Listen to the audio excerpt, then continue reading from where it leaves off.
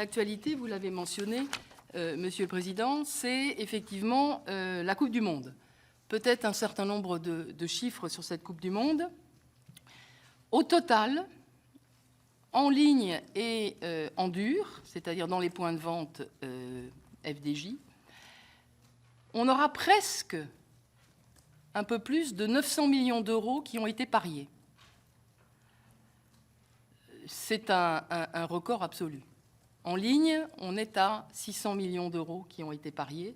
Et ce sont des performances qui sont beaucoup plus importantes que la dernière Coupe du Monde ou même l'Euro 2021.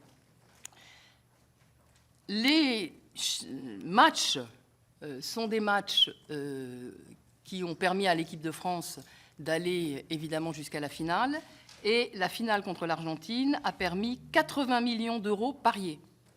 Là aussi, c'est un record. Il y a encore, à ce stade, jamais eu de match qui ont enregistré autant de paris sur un seul match. La problématique qui était la nôtre, c'est d'essayer d'éviter qu'à l'occasion de la Coupe du Monde se répète ce que nous avions vu pendant l'Euro. Ce que nous avions vu pendant l'Euro, c'était une surpression publicitaire extrêmement forte qui avait ému nos concitoyens, qui avait conduit un certain nombre d'associations, mais également de parlementaires, de souhaiter que la publicité sur les jeux d'argent soit fortement restreinte. En tout cas, il n'y avait pas eu à ce stade de traduction législative ou réglementaire, mais on sent bien que l'opinion publique s'était mobilisée face à cette surpression publicitaire. Et donc, l'autorité nationale des Jeux a mis en place, à la suite de l'Euro, tout un dispositif pour cantonner la pression publicitaire à l'occasion de la Coupe du Monde de football. Ce dispositif, ce sont des guidelines, des lignes directrices, des recommandations sur le type d'outils publicitaires, sur le niveau des gratifications.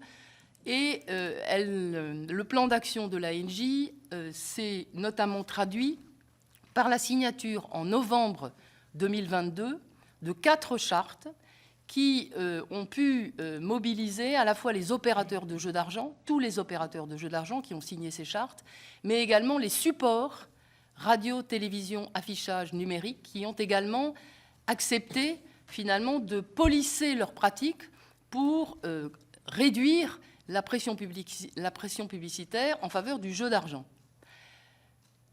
La signature de ces 4 chartes est certainement quelque chose d'assez exceptionnel en termes de co-régulation, puisque je crois qu'il n'y a pas de secteur qui ait pu se mettre autour de la table avec l'ensemble des supports publicitaires pour s'entendre sur une limitation de la mobilisation de ces supports au profit de leurs propres annonces.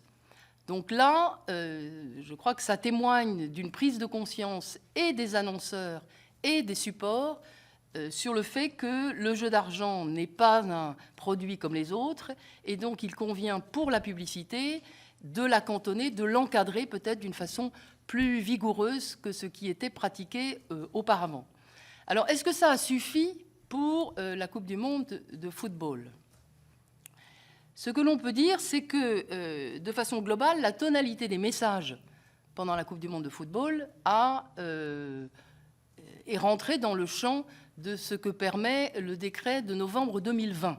C'est-à-dire que les messages les plus dithyrambiques et les plus incitatifs à l'acte de jouer, de parier, ont quasiment disparu. Concernant le montant global de la publicité, c'est un peu difficile aujourd'hui de vous en donner les conclusions définitives. Nous avons lancé une opération de contrôle sur les 4 principaux opérateurs et nous aurons d'ici quelques semaines vraiment les chiffres et les campagnes publicitaires qui ont été lancées, leurs évaluations, et donc on sera capable de savoir si le cantonnement publicitaire que nous avons demandé a effectivement été respecté, mais d'après les premières analyses des équipes de l'ANJ, il semblerait que ce soit bien le cas.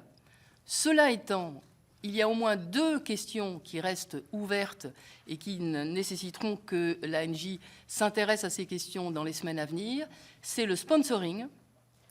on sent bien que face à l'encadrement plus énergique par le régulateur de la publicité, les opérateurs jeux d'argent ont fait un pas de côté et ont mobilisé les ressources du sponsoring, notamment la sponsoring d'émissions sportives, ce qui fait qu'il n'est pas anormal que pendant un match, vous ayez presque 12 spots publicitaires sur un match en faveur des jeux d'argent, là où normalement nous avons cantonné à 3 dans chaque tunnel publicitaire. Donc on voit bien que le sponsoring est un moyen de contourner un petit peu les contraintes sur la publicité stricto sensu.